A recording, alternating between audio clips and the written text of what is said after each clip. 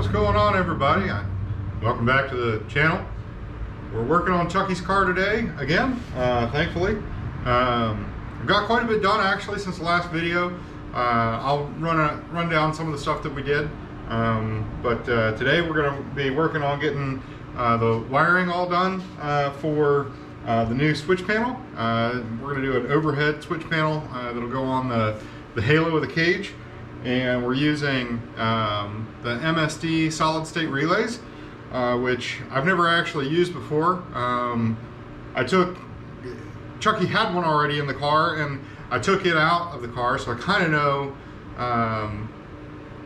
how they work or whatever, but this will be my first time installing them.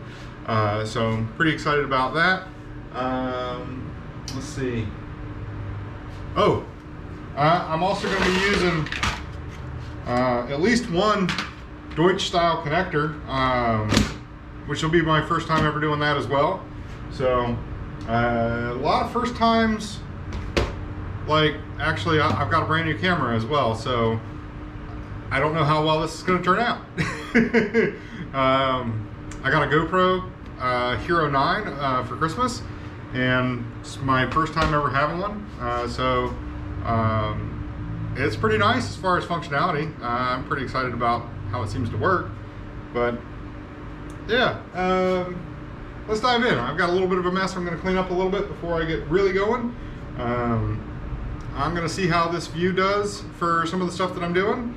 I'll figure out if there's like a time-lapse feature on this camera. I think there is. I just have never checked it out. I'm looking at the phone app. Kind of neat. I can start and stop my recording from my phone, which I'm sure that people that use GoPros know that you can do that, but I had no idea. It's pretty cool.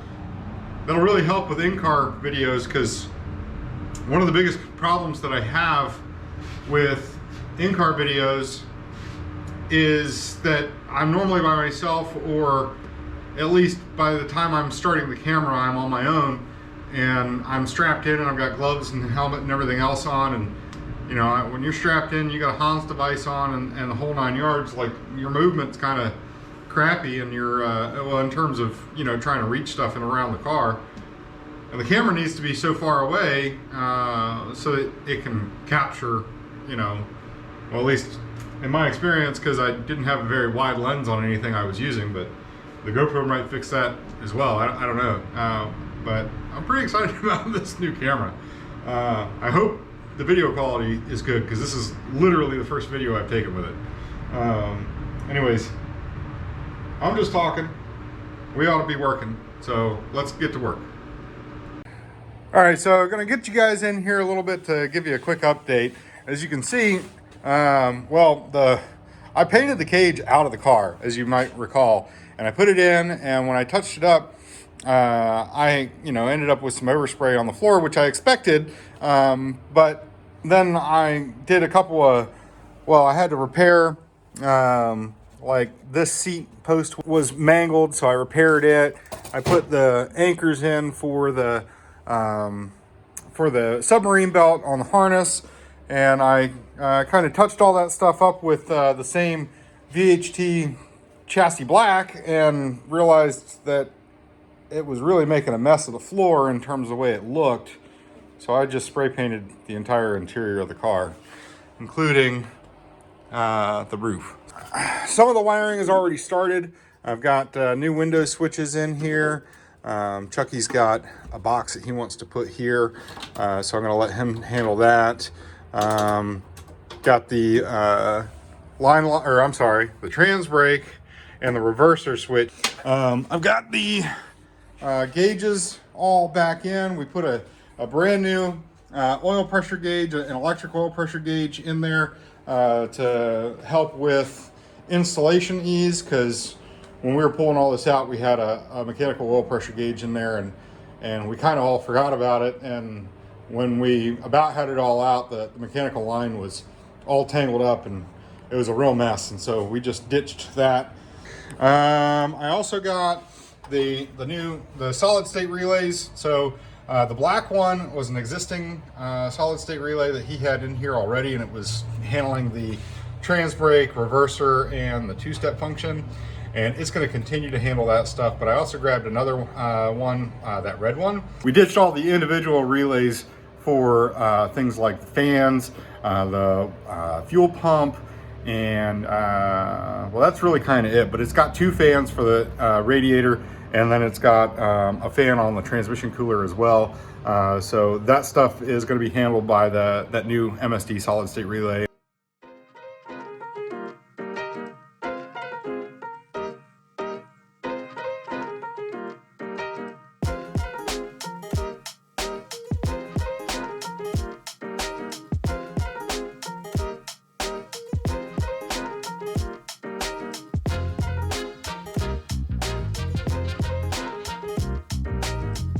Okay, so this is the switch panel that we're using for Chucky's car, and quite frankly, I ordered one for mine as well, because these are pretty nice. These are from a company called Billet Automotive, or Automotive Billet Buttons, Billet Button Automotive, Billet Automotive Buttons. So they are actually based out of Australia, so tends to be a little bit of a longer lead time than normal to get their stuff, but it's definitely worth it. So this is one of the nicer, I guess, it's really one of the nicer parts that I've seen in a while for the price point. So I think it was around $175 for this, and I mean, this is billet, so this, and then it's like hard anodized, and we didn't know at the time, but you can actually get it without this logo if you don't want to be advertising somebody's stuff or whatever. So, I mean, like, it's not that you don't want to advertise, but in some applications, having a bunch of big logos all over the place just kind of looks out of place. So, there is one thing that I don't like about it.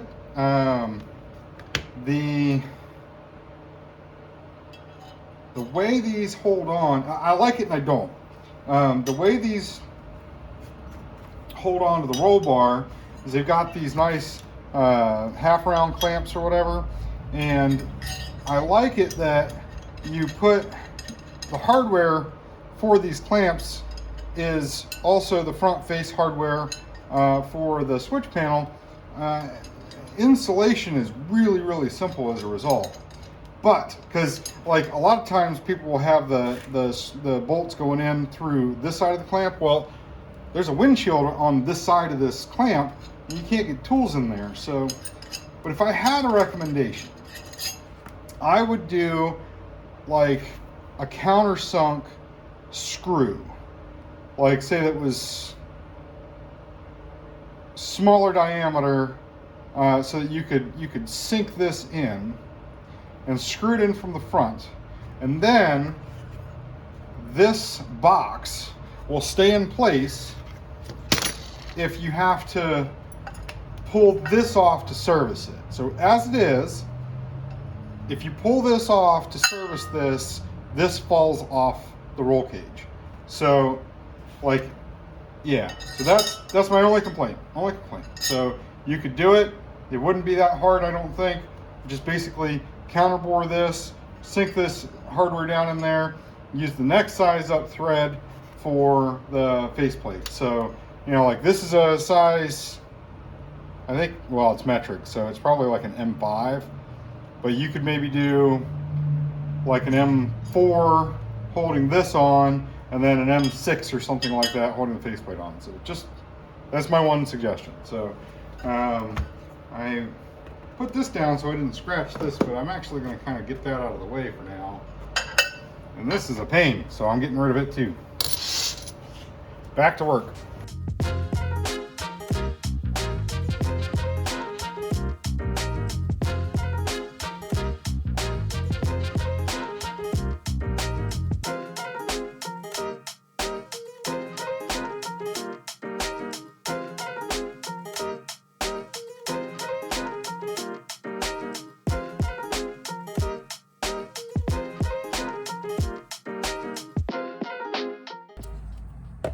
All right, well, I've got this all wired up now, and I just threw the connector on there for mock-up so that I could kind of get a feel for how this is gonna lay in here.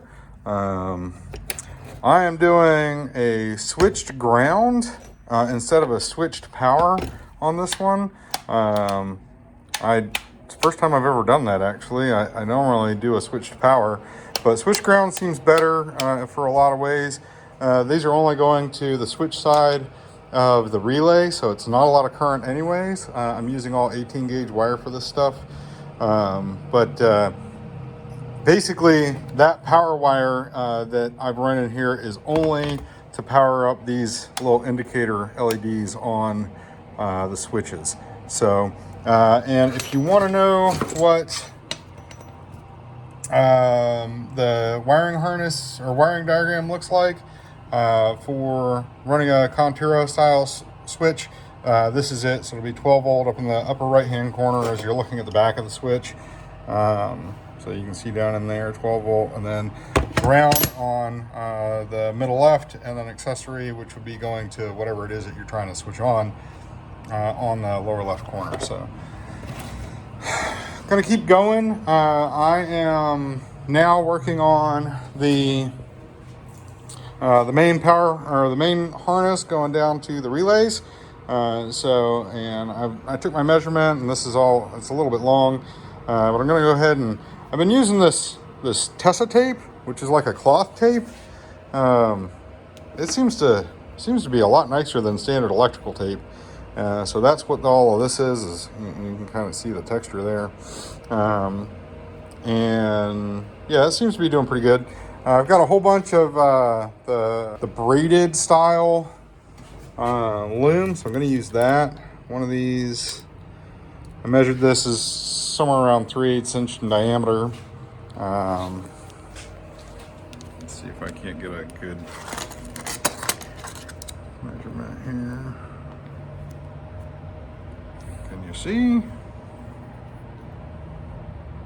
Okay, 312 thousandths, so that's under 3/8 of an inch. So I think one of these is 3/8.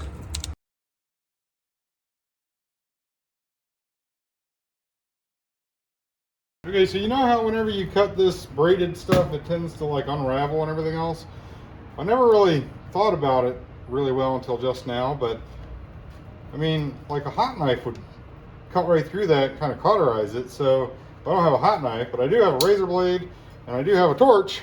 So I'm gonna see if I can't make this be better.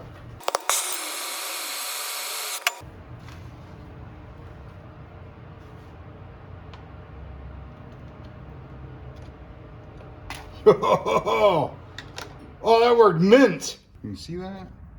Yeah, it's cauterized, so it's not gonna unfray, which is fantastic. I also did something else new this time, is I taped the very end of all of the wires and kind of made, and like overshot the end there, made kind of like a bullet point and went right through this. That was the easiest I have ever installed this loom before.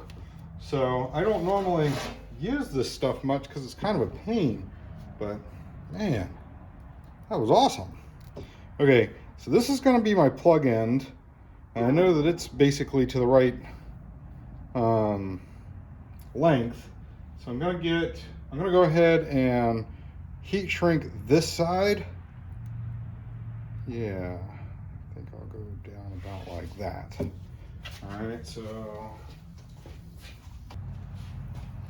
yeah, so this is how you terminate this style of braided loom or whatever.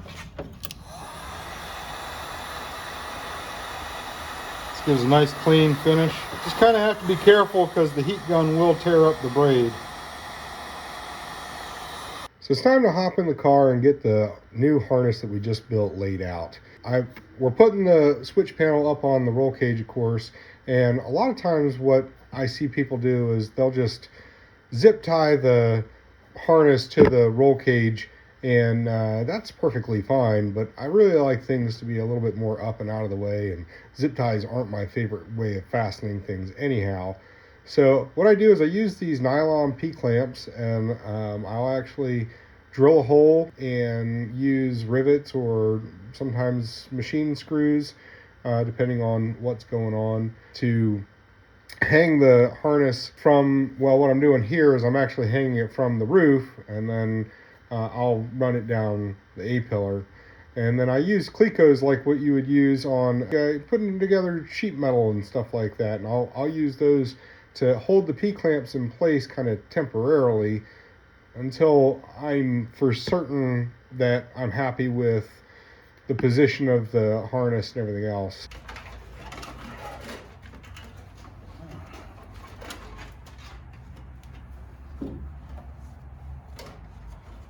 Wow. Sweet.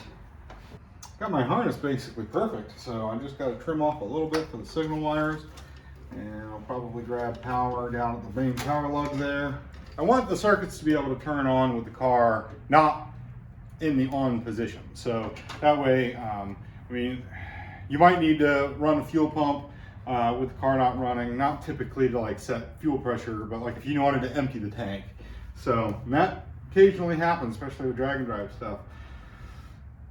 We can run the fans without the car running, and cool stuff down, and so yeah, so that's the big thing for me, is I want this stuff to be able to run. So I think at this point we'll just trim this, and then we'll terminate the ends of the wires with ferrules to go in to the relays. And yeah, so my loom was exactly the right length, which is amazing. So I'll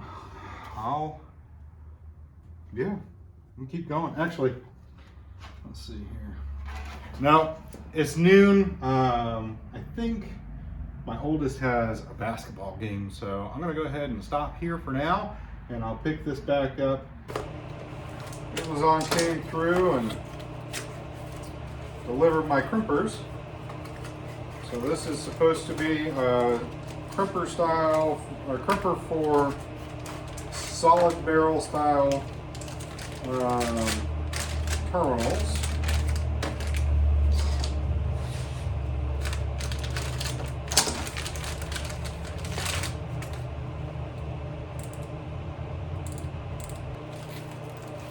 Make sure I understand this correct.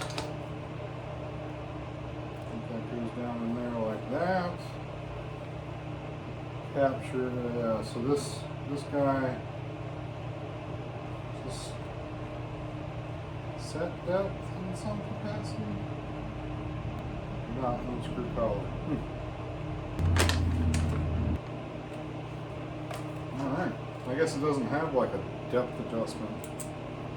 Well, after mulling over how to use the tool, I went ahead and got right into putting the connectors on the end of the harness there. I did go ahead and write down the wires, what the accessories they went to, and which pins I was going to put them in. That way it was a little bit easier, because I still have to terminate the other side of the harness in the car. So we get this all wrapped up, and we get the switch panel put into place, and it's looking really, really good. All right, so we've got the switch side of the harness all situated, so we need to go ahead and terminate the relay side. So these are, like I said, they're switched grounds. Now, the MSD, these solid state relays can be triggered either with a switched power or a switched ground. And I'm using a switched ground mainly because it seems like that is a little bit more reliable. You don't have near the current going through the switches. The switches can handle a decent amount of current, but it's better to keep that side of things down. So you got less sparkles on the ground side, I mean, more or less. So, so yeah, so now a lot of guys will they'll cut the harness to length, strip them back, and then shove the wires into these terminals. These terminals have like a set screw, kind of like what you would see on an audio amp, and I know that in the industry that I work in for my day job, we use wire ferrules in connections like this. So I did a bunch of research and found kind of what I need here. And that's what I'm going to do. So let me grab a ferrule. I'll show you. All right, so this is let me see if I can get this in frame. So this is a wire ferrule, okay? And it just goes over the end of the strands of wire, and then it gets crimped so that you have a more consistent connection at these set screws. So we'll go ahead and get that in, and then that'll pretty well wrap up this. I've got a couple of big wires to make for power into here, and then hook up going to the accessories, fuel pump, fans, all that. And so yeah, so we'll go ahead and get this going. Oh, one thing that I want to mention is that the way these ferrules are designed, you need to have the wire go all the way to the very end of the ferrule, because they're just like tin-plated copper sleeves or something, and without the wire in there, it has no support. So it's they're real thin, and it'll break. That's all there is to that. So I'll get all this all these ferrules on, and we'll wrap this up. Well, we got it all back together. The switch panel works. Let's see here. Got courtesy lights work. Got, let's see here. All the gauges turn on. The lights power on. All of our switches do what they're supposed to do. All right, so satisfying. Sorry about this part of the video. Not sure what happened, but the audio just went kaput. But suffice it to say, we got to the point where we were out of parts. We were waiting on a relay. We had one of the relays that went bad, and kind of put an end to this part of the project. So, but thanks for coming along, and we've got more to do on the Dirtybird. So come back and see us next time. Bye-bye.